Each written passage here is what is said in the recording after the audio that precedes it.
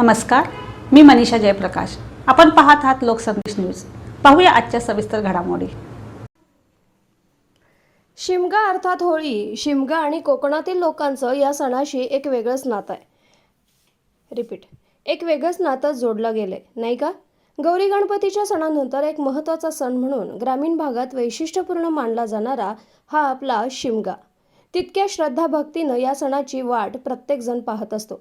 मग कामासाठी मुंबईत चाकरी करणारे चाकरमानी का असेनात, या सणाला सुट्टी मिळो वा ना मिळो, त्या कामावर वेळेप्रसंगी दांडी मारून सणाला आमचा कोकणातील माणूस हमखास हजेरी लावणारच।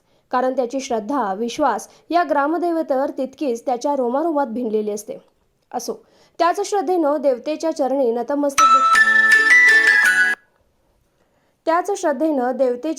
नतमस्तक होत असतात। संकट, विघ्न दूर करण्याचं देवतेला ते साकडेही घालतात। कोकणातील शिमगा सणाला प्रत्येक गावाला एक परंपरा लाभलेली आहे। त्यानुसार हा होळीचा सण वेगवेगळ्या पद्धतीनं आपापल्या गावात साजरा केला जातो। साध्या सरळ शब्दात सांगायचं झाल्यास ग्रामदेवतेचा भक्त जो पालखीसोबत असतो, परंतु ग्रामदेवतेची पालखी अनवाणी खांद्यावर घेऊन कसलीही तमा न बाळगता भक्तीत दंग होऊन देवाला नाचवतो, त्यास ग्रामीण भागात श्रद्धेनं खेळी असं म्हटलं जातं। चला तर मग बांधवो, आपण आमखोल गावच्या परंपरेविषयी थोडक्यात शिमग्याची आपण अल्प माहिती जाणून घेऊयात। रत्नागिरी जिल्ह्यातील दापोली तालुक्यात डोंगर रांगांच्या वनराईनं नटलेलं सुंदर असं आमखोल गाव। या गावची जागृत अशी देवी आई काळेश्वरी मातेचं मंदिर। देवीच्या पालखीत काळेश्वरी मातेसोबत मावळे भाचे, शेंदकरीण माता यांनाही आदरानं बसवलं जातं। मनसनारे पाटील यांच्यामार्फत देवीला जे देवीचे भक्त असतात त्यांना सुखशांतीचे भरभराटीचे दिन येवोत असं साकडं देवीला घातलं जातं। मुळातच 10 दिवस चालणारा शिमग्याचा सण परंपरेनुसार गावात 10 दिवस होळीचं दहन केलं जातं। दुसऱ्या किंवा तिसऱ्या होळीच्या दिनानंतर पालखी देवीची भक्तांच्या भेटीला गावाबाहेर नेली जायची। मात्र सध्याच्या काळात खेळ्यांची जाणवणारी कमतरता, कामानिमित्त मुंबईला स्थिरावलेले चाकरमानी बांधव या सगळ्या कारणांमुळे पालखी 2 ते 3 दिवसांकरताच गावाबाहेर नेली जाते। यावेळी पालखीला विद्युत रोषणाईनं फुलांच्या हारांनी सजवून पारंपरिक वाद्य, सनई, ढोल, ठिमकीसोबत ताशांच्या गजरात घंटानाद करत पालखीची मिरवणूक काढत गावाबाहेर नेली जाते। तहानभूक विसरून यावेळी अबालवृद्ध मिरवणुकीत सहभागी होतात। हाती भगवे निशाण घेऊन डौलाने फडकवतात। भक्तिभावानं भक्त तल्लीन होताना दिसतात। एकही भक्त पायात पादत्राण घालत नाही, हे विशेष। पायाला दगड लागू दे किंवा उन्हानं पाय पोळले तरी त्याची किंचितही वेदना या भक्तांना जाणवत नाही, कारण त्या देवीच्या भक्तीची सेवेची गोडी ओढ त्याला लागलेली असते। अशा तऱ्हेनं पालखी आजूबाजूच्या गावात फिरून आणल्यानंतर वाजत गाजत पुन्हा आपल्या पालख्यांच्या गाठीभेटी झाल्यावर काही ठिकाणी शेराण अर्थात आपल्या देवीची खुणगाठ लपवून ठेवली जाते। ती खुणा देवी भक्तांकरवी शोधून काढून दाखवते, त्यास शेराण असं म्हटलं जातं। ही जुनी परंपरा आजही देवीची जपली जाते। हे शेराण पाहण्यासाठी भक्तजन मोठ्या भक्तिभावाने पाहण्यासाठी गर्दी करतात। अशा तऱ्हेने पालखी पुन्हा गावात आणली जाते। श्रद्धेनं पालखी आमखोल गावचे ग्रामस्थ, भक्त, भाविक यांच्या प्रत्येक घरात देवतेला श्रद्धेनं नेलं जातं।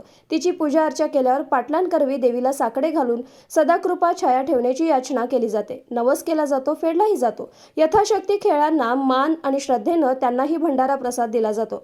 गावात प्रत्येक घरात पालखीला फिरवून झाल्यावर पालखीला समाज मंदिरात बसवलं जातं। शेवटचा मोठा होम अर्थात होळी पेटवली जाते।